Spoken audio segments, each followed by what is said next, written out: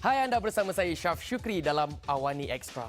Bajet 2018 yang dibentang Perdana Menteri Datuk Seri Najib Tun Razak minggu lalu dilihat secara jelas memberi impak penekanan positif kepada aspek membantu pembinaan keluarga, dan bajet ini juga memperlihatkan kerajaan sudah mula menunaikan tanggungjawab membantu golongan wanita daripada banyak perkara, dan minggu ini itu fokus Awani Extra.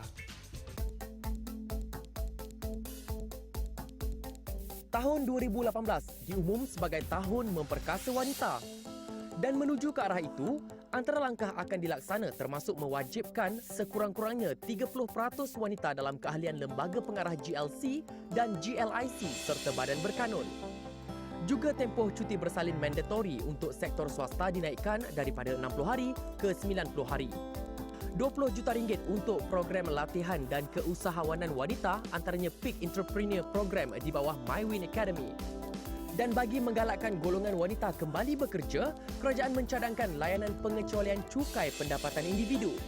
Ia bagi wanita yang memperolehi pendapatan dalam tempoh 12 bulan berturut-turut kepada mereka selepas tempoh sekurang-kurangnya 2 tahun berhenti daripada pekerjaan. Dan bersama saya bagi membincangkan pasca pembentangan bajet 2018 iaitu Profesor Datin Dr. Norizan Abdul Razak yang merupakan pengarah Pusat Kepimpinan Wanita Tun Fatimah Hashim Universiti Kebangsaan Malaysia. Assalamualaikum Prof. Waalaikumsalam warahmatullahi. Terima kasih dapat jemput saya. Betul, terima kasih kerana sudi bersama kami hari ini Prof.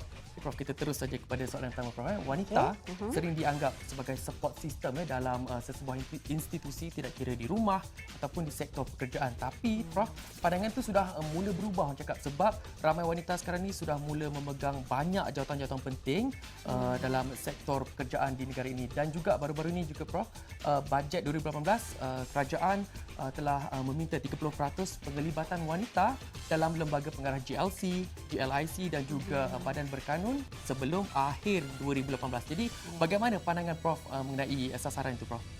Kami daripada satu sudut melihat dari segi kepimpinan wanita sebagai pembuat keputusan iaitu 30%, kami menyambut baik di dalam bajet yang baru dibentangkan baru-baru ini.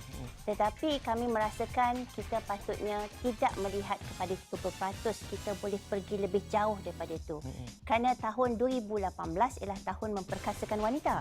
Ya, jadi dengan kepakaran yang ada, dengan kebolehan kami merasakan bahawa wanita perlulah diletakkan lebih tinggi, di mana mereka yang berkemampuan dan juga mempunyai kepimpinan yang tinggi, boleh kita berikan peluang untuk menjawab pejawatan yang lebih tinggi. Ya. Kalau kita lihat di dalam public listed company sekarang ni, daripada statistik yang ada, hanya 16% wanita pemegang board of directors. Jadi kita lihat yang ini masih belum capai pun lagi. Walaupun di peringkat dilihat daripada syarikat-syarikat yang kecil, kita lihat ramai ya wanita-wanita yang mempunyai syarikat mereka, tetapi di bawah pembuat keputusan tadi itu masih rendah. Kita terus pada soalan kedua Prof. RM20 juta diperuntukkan untuk program latihan dan keusahawanan wanita, dan tentunya sesuatu yang sangat dinantikan oleh semua wanita di luar sana. Namun soalannya Prof, adakah ia mengenai golongan yang disasarkan sahaja Prof? Okey. Jadi kalau kita lihat dalam bajet itu amat mesra wanita, amat inklusif, di mana keseluruhan wanita di pelbagai peringkat telah pun diletakkan beberapa sasarannya ya. Jadi kalau kita lihat 20 juta tadi untuk keusahawanan wanita, pada masa ini penggunaan digital teknologi dan juga digital ekonomi dapat menjana pendapatan dengan pelaburan yang rendah, iaitu wanita kini boleh berniaga daripada rumah, mereka boleh menjalankan perniagaan secara online ya. Jadi dengan menggunakan peruntukan yang sedia ada, ia dapat membawa melonjakkan wanita kita untuk berjaya di dalam perniagaan, dan dengan itu dapat membantu ekonomi keluarga mereka. Jadi kita memang rasanya menadah tanganlah ya di atas bajet yang baik ini, dan hanya ada beberapa perkara perlu diteliti, iaitu program-program yang diadakan untuk membantu keusahawanan wanita ini perlu dah diperhatikan bahawa wanita wanita yang betul-betul ingin berniaga, mereka yang betul-betul layak untuk menerima latihan tersebut. Kerana kita tidak mahu ianya menjadi touch and go. Latih kemudian tinggal. Dan tidak menjadi apa pelaburan tersebut. Jadi kalau kita lihat nak membantu usahawan ni, kita kena pegang tangan mereka. Latih mereka, pegang, coaching lagi dan seterusnya, pastikan mereka mempunyai pelan perniagaan yang baik, ya. Jadi jangka masa pendek, sederhana dan jangka masa panjang supaya pelaburan yang diberi 20 juta tu akan menghasilkan lebih daripada 20 jutawan. Betul. Okey, Prof. Kita sambung selepas ni, Prof. Kita nak berehat seketika. Jadi kepada anda semua yang sedang menonton, kita kembali selepas ini.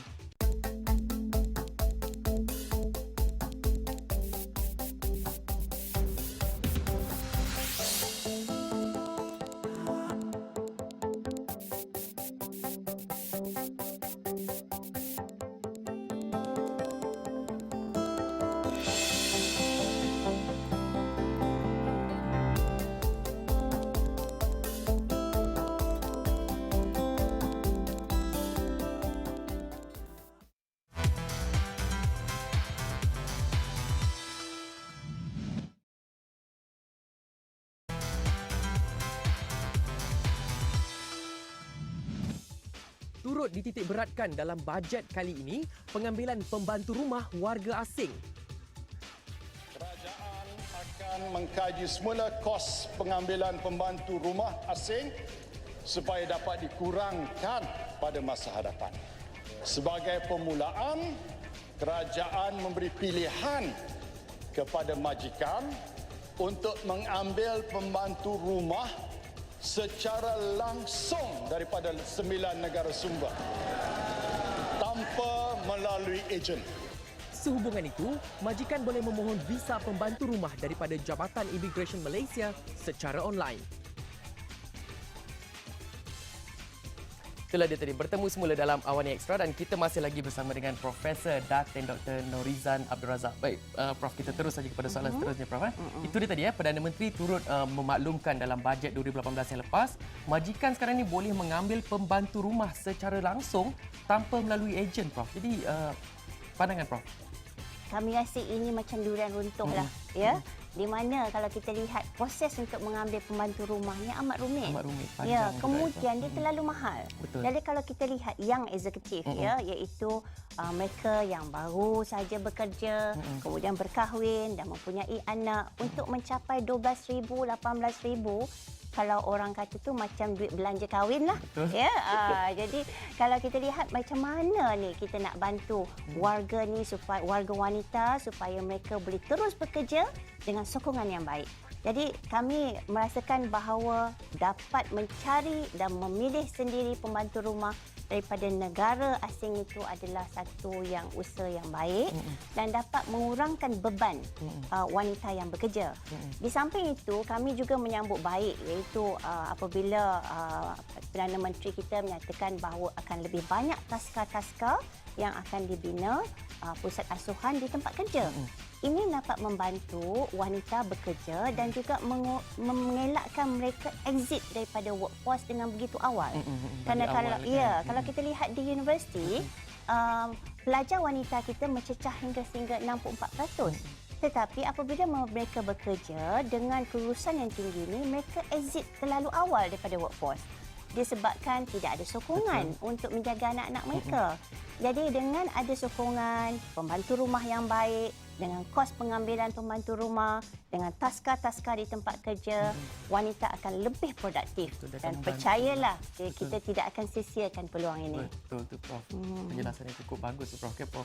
Kita terus saja kepada soalan seterusnya. Fokus juga diberikan kepada wanita di sektor swasta. Jadi cadangan cuti bersalin mandatori ditingkatkan daripada 60 hari ke 90 hari. Bagaimana Prof lihat impak kepada cadangan itu, Prof, dari pandangan kekeluargaan? Ianya satu berita yang cukup bagus, tapi bagaimana pula penerimaan majikan di sektor swasta, Prof? Kalau kita bawa daripada perspektif keluarga, bonding ibu dan anak tu 90 hari itu sebenarnya tak cukup. Okey. Tetapi cukup memadai untuk ia antaranya memastikan bahawa anaknya dalam keadaan yang baik, dapat mencari pembantu rumah, dalam 90 hari itu dapat dia menyusu anak tersebut dan ia akan membantu keharmonian keluarga dia. Dan juga apabila dia masuk balik ke tempat kerja, hatinya tenteram, ya, iaitu anaknya di rumah telah been taken care of. Jadi 90 hari itu memang sesuai dan kita lihat ada 360 hari seorang wanita mempunyai hak untuk mendapatkan waktu untuk menyusu anak mereka, kan, cuti bersalin dengan maksimum 90 hari setahun. Jadi kalau kita lihat nanti kalaulah ibu ni disuruh kerja dengan lebih awal, dia mungkin akan banyak kali pula memohon cuti untuk melihat anaknya ataupun tidak berapa sihat lagi selepas bersalin. Jadi 90 hari ini adalah waktu yang sangat baiklah, ya, untuk dia memastikan kesihatannya balik kepada asal dan juga anaknya mendapat bonding yang baik daripada ibu tersebut. Ya, kerana kalau terlihat 90 hari itu kalau kita menyusu tu susu pun dah regular. Jadi boleh kita simpan dalam peti sejuk untuk diberikan kepada penjaga memberikan susu kepada anak kita, ya. Jadi kalau waktu pertama, bulan pertama 30 hari, 40 hari sibuk dalam pantang lagi. Lepas 44 hari baru nak tengok anak. Kemudian dalam 60 hari nak cari pembantu, ya. Jadi kalau kita lihat waktu 90 hari itu memang baik. Hanya majikan agak khawatir kalau kita lihat. Itu yang saya nak tanya. Kalau dia kata, ya, saya ada ramai majikan saya merasakan bahawa kalau ramai staf wanitanya bercuti 90 hari, macam mana dengan produktiviti? Tapi kajian telah menunjukkan produktiviti wanita akan meningkat, ya, bukan menurun, meningkat selepas percutian 90 hari tersebut. Jadi kita rasa majikan di luar sana tak perlu risaulah, ya, berilah hak kami 90 hari itu. Jadi dengan adanya cuti tersebut, apabila kami balik bertugas, wanita ini akan lebih produktif. Itulah dia tadi perkongsian menarik dalam Awani Extra untuk minggu ini. Jadi kepada anda semua penonton setia Extra Awani, teruskan temu janji anda bersama saya Syaf Syukri dalam Awani Extra di hari dan waktu yang sama. Saya undur diri. Assalamualaikum dan bye.